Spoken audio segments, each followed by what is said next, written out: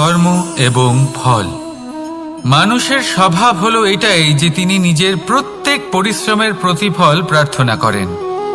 বেশিরভাগ সময় এই ফলাফলের চিন্তা করতে করতে, কল্পনা করতে করতে উনি কর্ম করতে থাকেন যে আমি এই কাজটা করলে এই ফল পাবো। সেই সব কল্পনা করতে থাকেন যা না তার হাতে আছে, না আছে অধিকার, আর না আছে নিয়ন্ত্রণ। উনি শুধু নিজের কর্ম করতে পারেন। উনি কি ফল পাবেন তা তার হাতে কখনোই নেই। তাই আপনিও শুধুমাত্র কর্ম করতে থাকুন, ফলের চিন্তা করবেন না।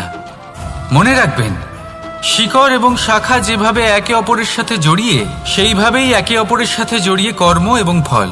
যেরকম কর্ম আপনি করবেন সেরকম ফল আপনি অবশ্যই পাবেন। তাই এই ফলের আশায় কর্মের সময় কখনোই নষ্ট করবেন না, কারণ যে ব্যক্তি সময় নষ্ট করেন, সময় সেই ব্যক্তিকে অবশ্যই নষ্ট করে দেয়। কর্ম করুন নিঃস্বার্থভাবে, ফলের চিন্তা করবেন না, আর আমার সাথে ভালোবেসে বলুন রাধা রাধা। কর্ম এবং ফল। দেখতে গেলে এই সমস্ত ব্রহ্মাণ্ড এই দুইয়ের মাঝেই স্থির হয়ে আছে। মানুষজন কর্ম করেন ভালো ফল লাভের আশায়, আর ভালো ফল লাভের আশায় উনি এটাই ভুলে যান যে উনি যে কর্ম করছেন তা কি করছেন। আমি বলেছিলাম কর্ম করুন ফলের চিন্তা না করে, কিন্তু কি কর্ম করছেন সেই বিষয়ে ভাবাটাও অত্যন্ত আবশ্যক। নয়তো অনেক সময় আমরা এমন কর্ম করে ফেলি যা না চাইতেও বিষে পরিণত হয়, যা হয়েছে দুঃশাসনের সাথে, দুর্যোধনের সাথে, গুরু দ্রোণের সাথে। একজনের মানসিকতা উচিত ছিল না, একজনের বিবেক উচিত ছিল না, আরেকজন যে পক্ষ নির্বাচন করেছিলেন সেই পক্ষ উচিত ছিল না। আর যা কিছু ওনাদের সাথে হলো, আপনার, আমার, আমাদের সকলের সাথে তা হতে পারে। আমি বলেছিলাম কর্ম করুন, ফলের চিন্তা করবেন না, কিন্তু এই কর্মের বিষয়ে বিচার করে দেখাটাও ততটাই আবশ্যক। দেখুন, কর্ম করার উচিত প্রক্রিয়া ফলের চিন্তা না করা, কিন্তু যদি আপনার কর্ম শুভ হয় তাহলে তার ফলও নিয়তি আপনাকেই দেবে। সর্বদা কর্ম করার সময় এটা ভাবুন যে আপনার এই কর্ম এই সংসারকে, এই সমাজকে, আপনার পরিবারকে, আপনার আশেপাশের মানুষজনকে কোন দিশায় নিয়ে যাবে। যদি এটা সবার জন্য মঙ্গলময় হয় তাহলে কর্ম করতে থাকুন। আর হ্যাঁ, নিশ্চিত রূপে ফলের চিন্তা করবেন না। আসুন আমার সাথে ভালোবেসে বলুন রাধা রাধা। বটবৃক্ষের বীজ সর্ষের দানার থেকেও ছোট হয়, কিন্তু যখন তা নিজের রূপ ধারণ করে তখন তা বিশাল বৃক্ষের আকার ধারণ করে, যা সহস্র বছর ধরে বেঁচে থাকে, ছায়া প্রদান করে, পাখিদের আশ্রয় প্রদান করে, আর দেয় পথচারীদের বিশ্রাম করার স্থান। কেন? কারণ সেই ছোট বীজ তা মাটির ভেতরে গিয়ে নিজের খোলস ত্যাগ করে। অন্ধকারে থাকে সে, যতই আলো আসুক না কেন, যতই বর্ষা আসুক না কেন, সব সহ্য করে। আর তারপরে একটা চারা গাছ অঙ্কুরিত হয়, তারপর ধীর গতিতে একটা বিশাল বৃক্ষতে পরিণত হয়। দেখুন, জীবনে কঠিন সময় আসে, এই জন্য নয় যে আপনি হার মেনে নেবেন, এই জন্য আসে যাতে আপনি ভবিষ্যৎ নির্মাণের জন্য নিজেকে তৈরি করতে পারেন। যদি কঠিন সময়ে আপনি ওই বীজের মতো দৃঢ় হয়ে থাকতে পারেন, তাহলে আপনিও একদিন সেই বিশাল বৃক্ষের মতো নিজের অস্তিত্ব গড়ে তুলতে পারবেন, যা সহস্র বছর পর্যন্ত মনে রাখা হবে। আসুন আমার সাথে ভালোবেসে বলুন রাধা রাধা। এই ব্রহ্মাণ্ড কত বৃহৎ, তাই না? যার সম্মুখে এই পৃথিবীকেও একটা বিন্দুর মতো মনে হয়। আর এই পৃথিবীতে আমরা কে হই, আমাদের আকার কিরকম, আমাদের অস্তিত্বই বা কি? যখন আমরা এভাবে ভাবি তখন মনে হয় আমরা কিছুই নই। তা আমরা যখন কিছুই নই, তাহলে আমরা এত চিন্তা করি কেন? কি ভেবে ভয় পাই? কাকেই বা এত ভয় পাই? কে আমাদের মারতে পারে আর কেই বা আমাদের জন্ম দেবে? আত্মার আসলে না কখনো জন্ম হয় আর না কখনো মৃত্যু। আত্মা শুধুই শরীর বদল করে। আপনি, আমি, আমরা সকলে এই শরীর নয়, আমরা হলাম আত্মা, যা হলো পরম আত্মার পরম অঙ্গ। সেই জন্য মনে রাখবেন, বাইরের কোথাও দেখবেন না, নিজের অন্তরের গভীরে গিয়ে দেখুন, আত্মাকে উপলব্ধি করতে শিখুন। ক্লেশ, ভয়, চিন্তা, এই সব কিছুর থেকে নিজেকে দূরে রাখুন, তাহলেই উপলব্ধি করতে পারবেন পরমাত্মা কে। তাহলে আসুন আমার সাথে ভালোবেসে বলুন, রাধা রাধা। পরিবর্তন এই সংসারের শাশ্বত নিয়ম। কোনো রাজা নেই যিনি চিরকাল রাজা থাকেন, কোনো ধনী ব্যক্তি নেই যিনি চিরকাল ধনী থাকবেন।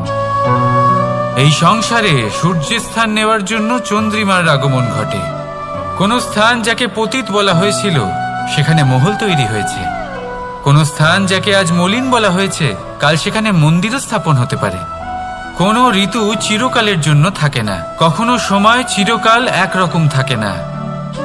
আজ যে আপনার কাছে রয়েছে কাল অন্য কারোর ছিল, আজ যে আপনার কাছে রয়েছে কাল তা অন্য কারোর কাছে চলে যাবে। আপনার সাথে কিছু থাকলে তা হলো আপনার কর্ম, কিন্তু সেই কর্মের পরিণামও আপনার নয়। আপনি শুধু কর্ম করুন, বাকি সবকিছুই পরিবর্তনশীল। কিন্তু সেই পরিবর্তনকে দেখে ভয় পাওয়ার প্রয়োজন নেই, তাকে স্বাগত জানান। যদি আপনি হাসি মুখে সেই পরিবর্তনকে স্বাগত জানান, তাহলে এই পরিবর্তনও হাসি মুখে আপনার সাথে থাকবে। আসুন আমার সাথে ভালোবেসে বলুন, রাধা রাধা।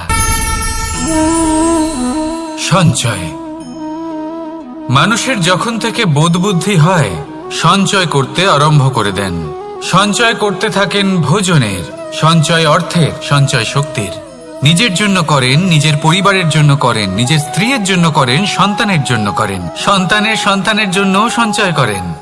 সঞ্চয় করার জন্য ওনার কাছে অনেক কারণ রয়েছে, কারণ উনি এটা ভাবেন যে এই সঞ্চিত শক্তির জন্য কেউ ওনার কোনো ক্ষতি করতে পারবে না। মানুষ ভুলে যান একটা গুরুত্বপূর্ণ কথা, এই সত্য, উনি এই সংসারে খালি হাতেই এসেছিলেন, আর এখান থেকে ওনাকে খালি হাতেই যেতে হবে। যা এখানকার তা এখানেই থেকে যাবে। আর যদি কিছু ওনার সাথে যায় তা হলো ওনার কর্ম, আর কিচ্ছু নয়। তাই যদি কিছু অর্জন করতে চান তাহলে শুভ কর্ম অর্জন করুন, আত্মশক্তি অর্জন করুন, কারণ পরলোকে এটাই হবে আপনার সম্পত্তি। তাহলে কি এটা আপনি অর্জন করতে চান না? আসুন আর আমার সাথে ভালোবেসে বলুন, রাধা রাধা। সদিচ্ছা। দেখতে গেলে 3 অক্ষরে তৈরি এই শব্দ, কিন্তু সমস্ত ত্রিলোক তার উপরেই আধারিত। আপনি এই সংসারে এসেছেন, তখন অবশ্যই শ্বাস নেবেন, কিন্তু তার বদলে আপনাকে কিছু তো দিতেই হবে। আপনার উপর নির্ভর করছে আপনি কি দেবেন। কি দেবেন এই সংসারকে, এই সমাজকে, নিজের পরিবারকে, আর তার বদলে কি নেবেন। যশ। দুজনেই সমুদ্র পার করেছিলেন, শুধু পার্থক্য ছিল সদিচ্ছাকে বোঝার, লক্ষ্যের। অনেক মানুষের যাত্রা একরকম হতেই পারে, কিন্তু আনন্দ তখনই লাভ করবেন যখন লক্ষ্য শুভ হবে, মহান হবে। এই লক্ষ্য দিয়ে এই সংসারের কল্যাণ হবে এবং মানুষের সম্মান হবে। যদি আপনার সংকল্প উচিত হয় তাহলে আপনার লক্ষ্য উচিতই হবে, নয়তো শুধুমাত্র বিনাশ হবে। আর উচিত এটাই হবে যে বিনাশের হাত থেকে যেন নিজেকে বাঁচানো যায়, কি বলেন? তাই জীবনে যে লক্ষ্য স্থির করছেন মনে রাখবেন তা যেন শুভ লক্ষ্য হয়। যদি এরকম হয় তাহলে আপনার যাত্রা, আপনার জীবন দুটোই শুভময় হবে। আসুন আর আমার সাথে ভালোবেসে বলুন, রাধা রাধা। সুরক্ষা। এই সুরক্ষা আসলে কি? এটা কি কোনো কবচ নাকি কোনো সীমা? এই সুরক্ষা আসলে অন্য কিছু। আমাদের মাতা পিতা, আমাদের প্রিয়জন, আমাদের বন্ধু, এই সমাজ, আমাদের শুভাকাঙ্ক্ষী, আমাদের আত্মীয়, এনারা সবাই আমাদের জীবনে কোনো না কোনোভাবে সুরক্ষা দিয়ে থাকেন, একটা কবচ দিয়ে থাকেন কোনো না কোনো রূপে। কিন্তু দেখতে গেলে আমাদের পরাক্রমের পথে, আমাদের বীরত্বের পথে, আমাদের সাহসের পথে এই সুরক্ষাই সব থেকে বড় বাধা হয়ে দাঁড়ায়। একবার ভেবে দেখুন, যদি আপনি কোনো সুরক্ষাই না পান বা যদি আপনি এই সুরক্ষা ভেঙে বাইরে আসতে পারেন, তাহলে আপনার বীরত্ব চরম সীমায় পৌঁছে যায়। কেন? কারণ তখন আপনি জানেন যে এই সংসারের সম্মুখীন আমাদের নিজেদেরই হতে হবে। আপনি বুঝে যান যে শত্রুর সম্মুখীন এবার নিজের বলের দ্বারা, নিজের পরাক্রমের দ্বারা, নিজের সাহসের দ্বারা করতে হবে। আর তখন আমাদের মনের মধ্যে এই শক্তি জাগ্রত হয়। এই শক্তি অন্তরেই বসবাস করে। শুধু এটা চিনে নিতে হবে, একে জাগ্রত করতে হবে। আর এটা সুরক্ষা ভেঙে যাওয়ার পরেই সম্ভব হয়। আর যারা নিজের শক্তি সম্পর্কে জানেন, যিনি নিজেই জানেন তিনি কতটা শক্তিশালী, তিনি নিজেই নিজের সুরক্ষা কবচ চিরকালের মতো ভেঙে ফেলে দেন, ঠিক কর্ণের মতো। আর তারপরে দেখুন, আপনার পরাজয় হোক বা বিজয়ী হোক না কেন, সেটাই অনেক বড় হয়, সেটাই প্রশস্ত হয়ে থাকে। সেই জন্য ত্যাগ করুন নিজের ভয়কে, নিজের আশেপাশের এই সুরক্ষা চক্রকে ভেঙে ফেলুন। আর সম্মুখীন হন এই সংসারের নিজের শত্রুর সম্মুখীন হন। পরাক্রমের এই অঙ্কুর, তা অঙ্কুরিত হওয়ার জন্য বীজের উপরের এই কবচ, এটা ভেঙে যাওয়া অতি আবশ্যক। আসুন আমার সাথে ভালোবেসে বলুন, রাধা রাধা। যখন আমরা হাঁটতে থাকি আর আমাদের পায়ে কাঁটা বিঁধে যায়, তখন মুখ দিয়ে আহ বেরিয়ে আসে, কান্না চলে আসে, আর অনেক সময় অভিশাপও বেরিয়ে আসে। কিন্তু আমরা কি কখনো এটা এইভাবে দেখেছি, এইভাবে ভেবেছি যে আমরা যে পথে চলেছি সেই পথে কাঁটা বিঁধেছে, নাকি আমরা সেই পথ নির্বাচন করেছি যাতে শুধুই কাঁটা রয়েছে? নাকি আমরা এভাবে ভেবে দেখেছি যে এই কাঁটা আমাদের কষ্ট দিতে এসেছে, নাকি এটা আমরাই বিছিয়ে রেখেছিলাম? সাবধান থাকা উচিত ছিল, কারণ কাঁটা বিঁধলে যন্ত্রণা হবে, চিৎকার করে ফেলতে পারি, মুখ থেকে অভিশাপও বেরিয়ে আসতে পারে। কিন্তু এই অভিশাপ শুধুমাত্র আমাদের তরফ থেকে অভিশাপ হয়, সামনের ব্যক্তিটির ওপরও নির্ভর করে। এবার সেই ব্যক্তি যদি এমন হয় যে ফুল আর কাঁটা এই দুই সমানভাবে গ্রহণ করতে পারে, তার কাছে অভিশাপও বরদানে পরিণত হয়। শেষ পর্যন্ত ব্যাপারটা দাঁড়ায় ভাবনা, চিন্তা, দৃষ্টিভঙ্গির ওপর। কারণ আপনার এই ভাবনাই সত্যি হয়ে সামনে আসে।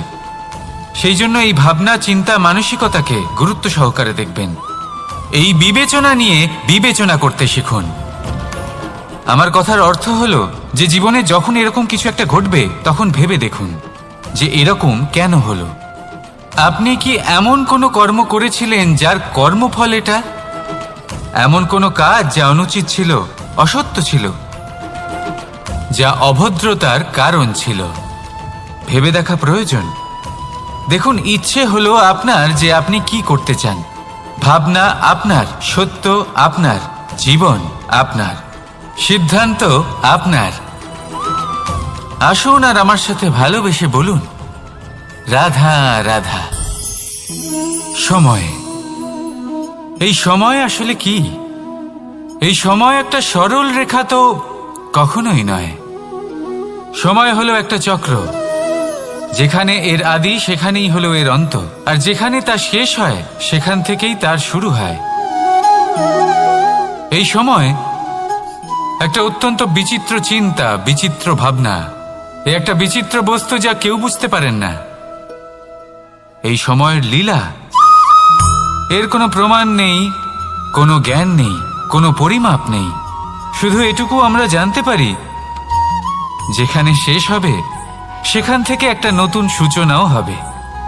যা আজ আপনার কাছে আছে, কাল অন্য কারোর কাছে যাবে, তারপরে তার কাছ থেকেও অন্য কারোর কাছে যাবে, তারপরে তার থেকেও ছিনিয়ে নেওয়া হবে। এই নিয়তির একজনের কাছ থেকে অন্যজনের কাছে আদান প্রদানের এই সময় হলো আপনার সময়। এই সময়ের সদ্ব্যবহার করুন, এই সময়কে বাঁচুন। আপনাকে শুধু এটাই সুনিশ্চিত করতে হবে যে আপনি কোন পক্ষে আছেন। আর সত্যি বলতে কি, আপনার জীবনের পরিণাম নির্ভর করে আপনার নির্বাচনের ওপর। আপনি কোন পক্ষ নির্বাচন করছেন। তাহলে মনে রাখবেন, জীবনে সেই পক্ষই নির্বাচন করবেন যা চয়ন করার পরে আপনি সুখ অনুভব করবেন, আপনি সন্তোষ লাভ করবেন। প্রসন্নতা লাভ করবেন। আর আমি এটাই সুনিশ্চিত করব যে এই পক্ষ যেন শান্তির পক্ষ হয়, এই পক্ষই যেন প্রেমের পক্ষ হয়। তাহলে চিন্তা করবেন না, আর আসুন আমার সাথে ভালোবেসে বলুন রাধা রাধা। দৃষ্টি আর দৃষ্টিভঙ্গি, এই সমগ্র লীলা হলো এই দুইয়ের। বিচিত্র হতে পারে, কিন্তু এটাই সত্যি। এবার আপনাকে একটা উদাহরণ দিয়ে বোঝাই। অনেক সময় আপনি কোনো ব্যক্তিকে এটা বলতে শুনবেন যে আমি আমার নিজের উপরে গর্ব করি, আমি নিজেকে নিয়ে গর্ব করি, আমি খুব ভালোভাবে আমার মা বাবার সেবা করি, ওনাদের আমি সবসময় সুখী রাখি, ওনাদের আমি একটা বাড়ি দিয়েছি, সকল সুখ সুবিধা দিয়েছি, ওনাদের জীবনে প্রত্যেক জিনিস দিয়েছি আর দেব যা তাদের প্রয়োজন। এবার আমাকে বলুন যে আপনি কে হন? আপনি হলেন সেই বীজ যা আপনার মাতা পিতা রোপণ করেছেন। আপনার মা বাবাই আপনাকে এই সংসারে জন্ম দিয়েছেন। এবার এইসব কথার কি তাৎপর্য? এই হলো সেই ব্যক্তির দৃষ্টিভঙ্গি। এবার দেখা যাক এই প্রকৃতি আমাদের কি শেখায়। কখনো কোনো গাছকে দেখবেন, যখন সেই গাছে ফল আসে, সে মালিকে এটা বলে না যে দেখো আমি তোমাকে ফল খেতে দিচ্ছি। সেই বৃক্ষ এটা বলে না যে দেখো আমি তোমায় আহার করতে দিচ্ছি, কারণ ও জানে যে এটা হলো সেই মালির পরিশ্রম, এটা হলো তারই কর্মের ফল, আর এটা তারই পাওয়া উচিত। সে বলে যে তোমার জিনিস তোমাকেই অর্পণ করলাম, এ আমার জিনিস নয়। ও জানে সেই মালির গুরুত্ব আসলে কি। এটা হলো তার দৃষ্টিভঙ্গি। সেই জন্য আপনি জীবনে কোন ব্যক্তির মধ্যে, কোন পশু পাখির মধ্যে, কোন প্রাণীর মধ্যে, কোন পরিস্থিতিতে, কোন আবেগের মুহূর্তে কি দেখতে পাচ্ছেন, সেটা আপনার দৃষ্টিভঙ্গির উপরে নির্ভর করছে। তাই নিজের মনে ধনাত্মক ভাব জাগ্রত করুন, শুভ চিন্তা নিয়ে আসুন। এই ভাবনাই সত্য হয়ে সামনে আসবে। এই দৃষ্টিভঙ্গি এমন হয়ে যাবে যে আপনার জীবনে সবকিছুই শুভ হবে। তাহলে আসুন আর আমার সাথে ভালোবেসে বলুন রাধা রাধা। প্রতিশোধ অথবা কাউকে দুঃখ দেওয়ার ভাবনা, যদি এটা আপনার মনে থাকে, তাহলে আপনি নিজের মনেই যন্ত্রণার একটা বিশাল বৃক্ষ রোপণ করছেন, এটা মনে রাখবেন। কারণ কাউকে দুঃখ দেবার এই ভাবনা, এটা হলো সেই বীজ যা আপনার মনেই পতিত হবে, আপনার মনেই অঙ্কুরিত হবে, আর আপনার মনেই একটা বিশাল বৃক্ষরূপে বেড়ে উঠবে। জীবন আপনার, কর্ম আপনার, কাউকে দুঃখ দেবার ভাবনা আপনার ছিল, এই বৃক্ষ হলো আপনার, তাই এর ফলও আপনিই পাবেন, যা গ্রহণও আপনাকেই করতে হবে। মনে রাখবেন, যে মানুষ এটা ভাবে যে আমি ওকে দুঃখ দেব, ওকে কষ্ট দিতে চাই আমি, সেই মানুষই দুঃখ আর কষ্ট পেয়ে থাকে। যদি সেই জায়গায় আপনি এটা ভাবেন যে আমি কাউকে সুখী করে তুলতে চাই, কাউকে সুখ প্রদান করতে চাই, তাহলে তারও বীজ আপনার মনেই রোপণ হবে, বৃক্ষে পরিণত হবে, যার ফলও আপনিই পাবেন। এখানে বিষয়টা হলো শুধু মানসিকতার চিন্তা, যা সত্য হয়ে আপনার সামনে আসে। তাহলে এই মানসিকতা শুভ করুন, সবার জন্য মঙ্গল কামনা করুন। অন্যের মনে আপনার জন্য ভালো চিন্তা থাকুক বা না থাকুক, আপনি সবার জন্য শুভ চিন্তা করে কর্ম করতে থাকুন, তাহলে আপনার সাথেও ভালোই হবে। তাহলে আসুন আর আমার সাথে ভালোবেসে বলুন রাধা রাধা। সুখ আর অভিজ্ঞতা, এই দুই জীবনে একসাথে কখনোই আসে না। মনে রাখবেন, যেখানে সুখ থাকে সেখানে অভিজ্ঞতা থাকে না, আর যখন এই সুখ আমাদের জীবন থেকে দূরে চলে যায়, তখন আমাদের জীবনে আসে এই অভিজ্ঞতা। পরমাত্মা, প্রকৃতি, নিয়তি এই অভিজ্ঞতাকে আমাদের জীবনে পাঠান, যাতে আমরা একটা অত্যন্ত গুরুত্বপূর্ণ শিক্ষা, একটা জ্ঞান প্রাপ্ত করতে পারি। এই অভিজ্ঞতা আমাদের শেখায় যে অতীতে এমন কি হয়েছিল যা আমাদের করা উচিত হয়নি। আমাদের শেখায় ভবিষ্যতে এমন কি আছে যা আমাদের করা উচিত আর কি করা উচিত নয়। দেখতে গেলে এই অভিজ্ঞতা আমাদের সেই শিক্ষা দেয় যার জন্য আমরা সুখের দিকে উচিতভাবে অগ্রসর হতে পারি। সেই জন্য জীবনে যখনই দুঃখ আসবে, দুঃখের এই সময় আসবে, তখন হতাশ হবেন না, বোঝার চেষ্টা করুন এই পরিস্থিতি কেন এসেছে, কি শিক্ষা দিতে এসেছে। যদি আপনি সেই জ্ঞান লাভ করেন, সুখের পথে অগ্রসর হন, তাও উচিত রূপে, তাহলে এই অভিজ্ঞতার উদ্দেশ্য পূরণ হয়ে যায়। তাহলে আসুন আর আমার সাথে ভালোবেসে বলুন, রাধা রাধা। জীবনে শিখরে পৌঁছানোর জন্য মানুষের কি প্রয়োজন হয়ে থাকে? সিঁড়ির। কিন্তু তাও প্রত্যেক মানুষ, প্রত্যেক ব্যক্তি শিখরে পৌঁছতে পারেন না। এর কারণ কি? কারণ একটা হতে পারে যে মানুষ কল্পনা করতে থাকেন কিন্তু সিঁড়ি খুঁজে পান না। কিছু মানুষ খুঁজে নেন কিন্তু তা পেয়ে এতটাই প্রসন্ন হয়ে যান যে তারপর আর কোনো কর্মই করেন না। খুব সোজা ব্যাপার। অনেক মানুষ সিঁড়ি খুঁজে পান না, আর যদি পেয়েও যান তাও যতক্ষণ না তাতে চড়ছেন সেই শিখরে পৌঁছবেন কি করে? যতক্ষণ না আপনি পরিশ্রম করছেন, যতক্ষণ না সেই সিঁড়িতে আপনি চড়ছেন, যতক্ষণ না ক্লান্ত হচ্ছেন, আপনার পায়ে হাঁটুতে ব্যথা না হচ্ছে, ততক্ষণ এই শিখরে পৌঁছানোর সৌভাগ্য লাভ করতে পারবেন না। তাহলে কল্পনার সাথে কর্ম করুন, পরিকল্পনার সাথে পরিশ্রম করুন, সব কিছু পাবেন। আসুন আমার সাথে ভালোবেসে বলুন, রাধা রাধা। সমস্যা, কঠিন সময়, সংকট, বিপদ কার জীবনে নেই? প্রত্যেকের জীবনে আছে। কিন্তু আমাকে একটা কথা বলুন, যদি নৌকায় ঢেউকে ভয় পেতে শুরু করে তাহলে সাগর পার করবে কে? কখনো কোনো ছোট্ট পিঁপড়েকে দেখেছেন যে আকারে হয়তো ছোট হতে পারে কিন্তু বড় শিক্ষা দিয়ে যায়? কিন্তু আমরা শিখিই না। এবার দেখুন একটা পিঁপড়েকে যে ভোজনের খোঁজে বাইরে বের হয়, একটা ছোট্ট দানা তুলে নেয়। ছোট দানা তোলে কারণ তার থেকে বেশি সে তুলতেই পারবে না। সে দানা নিয়ে চলতে শুরু করে, কোনো দেওয়ালে উঠে পড়ে, আবার পড়েও যায়। সেই দানা দূরে কোথাও একটা পড়ে যায়, তা আবার খোঁজে, তুলে নেয়, আবার চলতে থাকে। পড়ে যায় আবার ওঠে, পড়ে যায় আবার ওঠে। সেই দানাটা রেখে দেয়, আবার বেরিয়ে পড়ে ভোজনের খোঁজে। পরিশ্রম করতে থাকে কিন্তু হার মানে না। এই শিক্ষাই তো আমাদের প্রাপ্ত করতে হবে। নিরন্তর পরিশ্রম আর নির্ভীক হয়ে কর্ম করে যেতে হবে। এটাই হলো সাফল্যের মাধ্যম, এটাই হলো জয়ের মন্ত্র, অচ্যুত অজয় অস্ত্র। তাহলে আসুন আর আমার সাথে ভালোবেসে বলুন, রাধা রাধা। আমরা সকলে চাই আমাদের জীবনে সাফল্য আসুক। আমরা চাই যে এই সংসারে আমাদের খ্যাতি ছড়িয়ে পড়ুক। আমরা চাই যেন আমরা আলোচিত হই। কিন্তু শুধু চাইলেই কি যায় আসে? যদি এই সংসারে আলোচিত হতে হয় তাহলে পরিচিত হতে হবে পরিশ্রমের দ্বারা। যতক্ষণ না আপনারা পরিশ্রমের সাথে পরিচিত হবেন, সাফল্যের সাথে পরিচিত হবেন না। সংঘর্ষ করতে হবে প্রতিদিন, প্রতি বছর। জীবনের সব পরিস্থিতিতেই হয়তো নতুন নতুন বাধা আসবে, নতুন নতুন বিঘ্ন ঘটবে। কিন্তু এটা আবশ্যক নয় যে সমস্ত বিঘ্ন বিনাশের জন্য আসবে। কিছু বিঘ্ন আপনার পথ প্রশস্ত করার জন্য আসবে, আপনার পথ পরিষ্কার করার জন্য আসবে। যদি আপনাকে উদাহরণ দিই, যখন বন্যা আসে, বাড়ি ঘর ভেসে যায়, তখন আমরা হতাশ হয়ে পড়ি, আমরা দুঃখী হয়ে পড়ি। কিন্তু সেই বন্যাই আমাদের সেই ধরিত্রীকে এত উর্বর করে তোলে যে সেই উর্বর অংশ কাজে লাগিয়ে আমরা সেরকম আরো 10টা বাড়ি বানাতে পারি।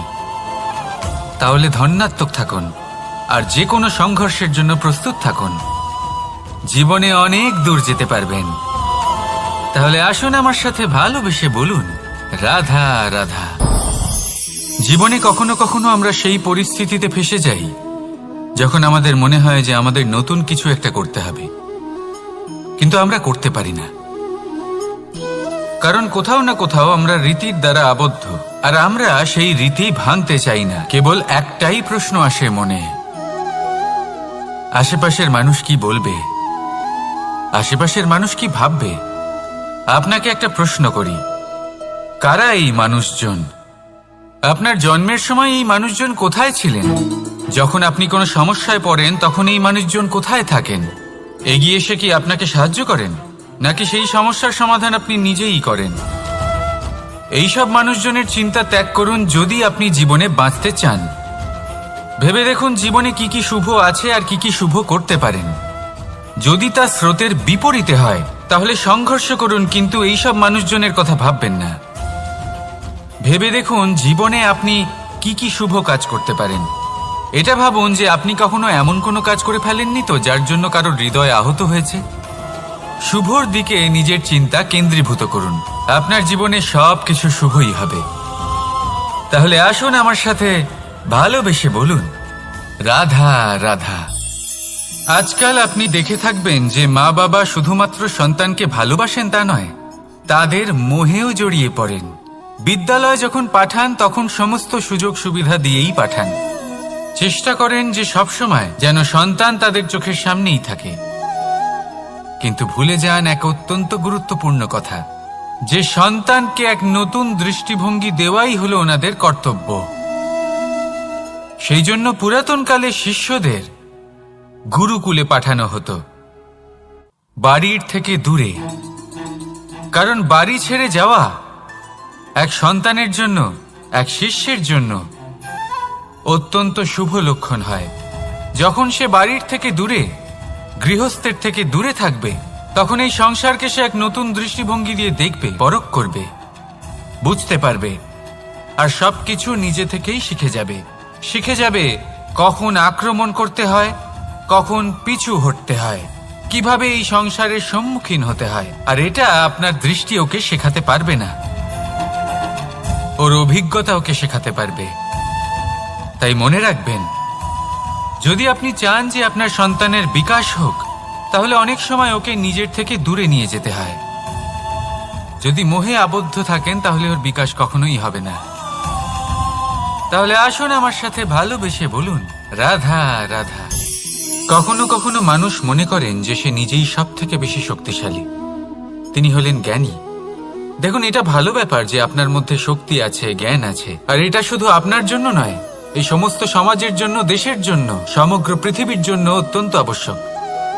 কিন্তু এই কথাটাও বোঝা অত্যন্ত আবশ্যক যে এই জ্ঞান যেন কখনো অহংকার না হয়ে ওঠে। যখন মানুষের মধ্যে জ্ঞান থাকে তখন সে রাম হয়ে ওঠে। রাম, যিনি সমুদ্রের বুকে সেতু বানিয়েছিলেন, বানর সেনার দ্বারা রাক্ষস রাজকে পরাজিত করেছিলেন, আর চিরকালের জন্য সবার কাছে আদর্শ হয়ে উঠেছিলেন। আর যদি মানুষের মনে অহংকার জন্মায় তাহলে সে রাবণ হয়ে ওঠে। দেশে বিদেশে যতই খ্যাতি থাকুক না কেন, সে রাক্ষস হয়ে ওঠে, নিজের সাথে সাথে সমস্ত কুলের বিনাশ করে বসে। এবার জ্ঞান নাকি অহংকার, আপনার কি চাই সেই সিদ্ধান্ত আপনার, আর আপনার এই সিদ্ধান্তই নিশ্চিত করবে যে আপনার কর্ম কি হবে, আর আপনার এই কর্মই নিশ্চিত করে দেবে আপনার প্রারব্ধ কি হবে। তাহলে শুভ কর্ম করুন আর আমার সাথে ভালোবেসে বলুন, রাধা রাধা।